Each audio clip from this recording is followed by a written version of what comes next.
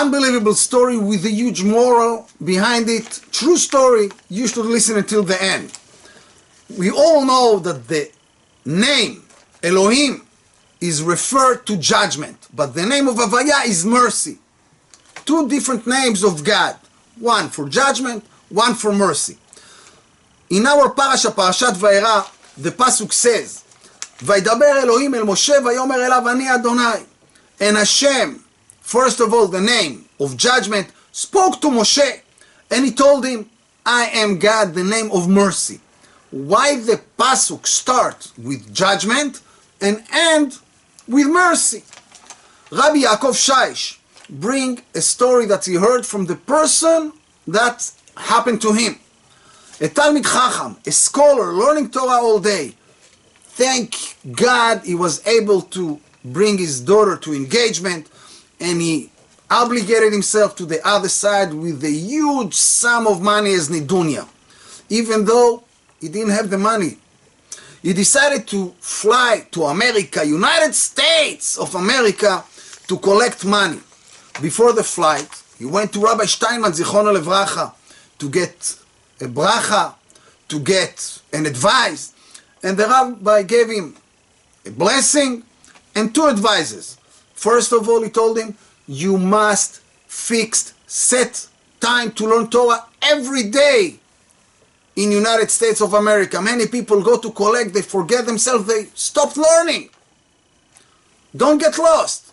The second advice, you are obligated to show gratitude and thank to a person who gave you even $50 is exactly the same for the one who gave you $5,000. Some people getting upset. What? That's what you give me? And throw the coins back to the giver. You have to keep in mind to have gratitude. It's not the amount. Nobody owe you nothing. The person got to United States of America, start to collect. After 3 weeks, he even didn't achieve the amount of the ticket of the flight. It was a few days before he was supposed to go back to Israel, and he didn't have a clue what to do. A person from the city, a local Jew, told him, listen, not far away from here, there's a Jewish neighborhood. It's more modern, but it's very rich. Try your luck there. The person said, okay, listen, why not? He went there and he was shocked. All the houses, there is no ability to go even into the house. All of them are fenced, outer intercom, cameras, etc. Most of the houses ignore his ringing. He was already deciding to go home, and he saw a house. He decided, I'm going to ring. Who knows what's going to be? And for his surprise, he got an answer. And the person told him, please walk in. He started walking into the guard. The automatic gate was opened, and all of a sudden a huge dog starts running towards him and barking like crazy. The person said, forget about money, I want my life, and start to run out. In the intercom, the owner of the house told him, relax, where are you running? Don't you know? A barking dog never bites. Please come in, he's trained. The person said, when I walked into the house, I was shocked. The owner of the house was sitting on a big recliner, a cigar in his mouth, legs on the table, and he asked me, yes, Rabbi, what you looking for? I explained to him the situation and the importance of the commandment and mitzvah of helping to bring somebody to get married. And the guy said, you know what? Very nice. He took out from his pocket a huge pack of bills, took one of them, $10 only, called his dog, put the bill into the dog mouth and told him, give it to the guy. The dog went quietly and gave the person the money. The guy said, such a disgrace. The guy gave me only $10, even not for a burger I cannot buy, and threw his dog. But the words of Rabbi Steinman Zichrono Levracha went to his head. Say thank you and show gratitude for everybody. And I said thank you. And I told the person, can I tell you a words of Torah that right now, because of you, got clear into my mind? And the person said, okay, go ahead, why not? You're here already.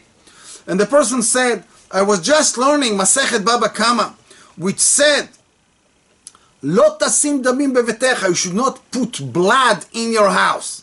And what does mean? Rabbi Natan explained, you're not allowed to have and grow a bad dog in your house. And the person said, I was shocked. What does mean?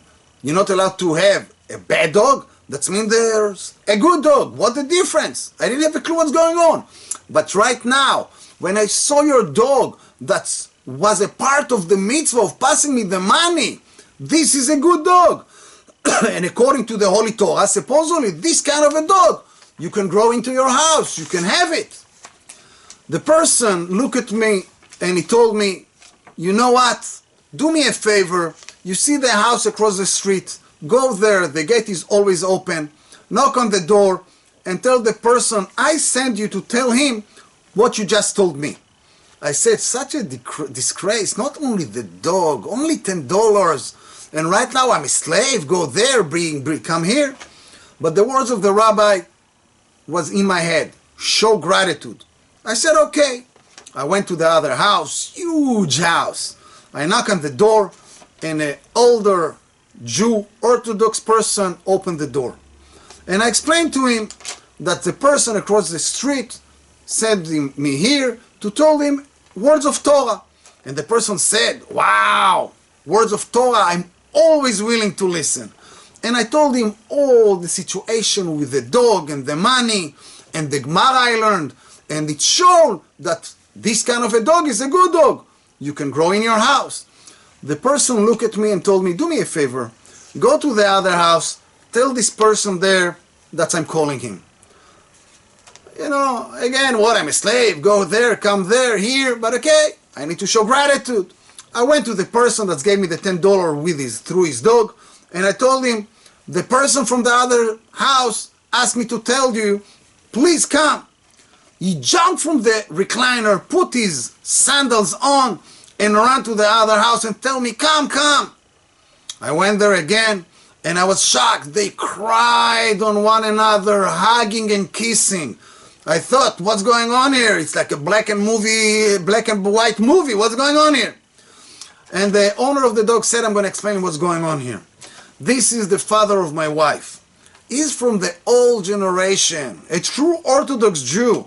You should have in your house kids and grow them, not dogs. But I wanted a dog. And I told him, I respect you, but get out of my life, don't bug me. And already for 2 years we're not speaking. But right now, because of you and your words of Torah, that there is a good dog, you was able to unite the family. They told me to wait a second. They spoke between them, and the elderly Jew gave me a check for $18,000. I went back to Eretz Israel, and before I came even to my house, I went to Rabbi Steinman, Zichrono Levracha. And after I told him the story, he told me, so what you learned from the story you told me? So I told him, exactly as you told me the advice, always show gratitude, even if you a little bit unhappy from what you got. You thought you were going to get something better, but bottom line, nobody owe you nothing. And the rabbi told me, I learned something else. I learned from the other advice I gave you, fixing time to learn Torah. That's the first advice I told you. And you learn that day a Gemara that brought a thought to your head that was connected exactly to the situation with your dog. And because of that, supposedly you got the $18,000. Unbelievable. Rabbi Shaish, that brought the story, add and say, another thing you can learn from here. Sometimes things are not flowing, doesn't work, it's look like darkness and hardship. But you need to remember, we got a loving Father in heaven. Sometimes you need to have patience. And this is learned from the pasuk we brought and the question we asked. Why it starts with name of judgment and end with mercy. You should never think after God, blessed is He. Everything God do is for good. No nisyanot, please. And Be'ezrat Hashem, by fixing time to learn Torah, trust and faith, and gratitude for God and for every person that we see. Everything, Be'ezrat Hashem, going to be better. Thank you. נחת רוח כלל ישראל, פרשת וארא.